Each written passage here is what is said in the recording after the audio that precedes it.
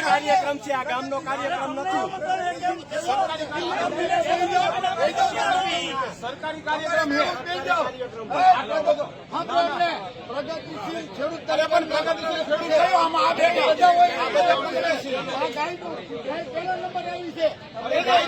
એમને ક્યાં વાંધો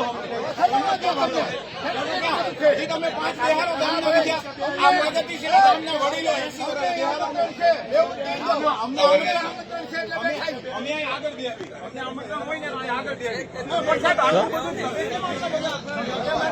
આપણે નથી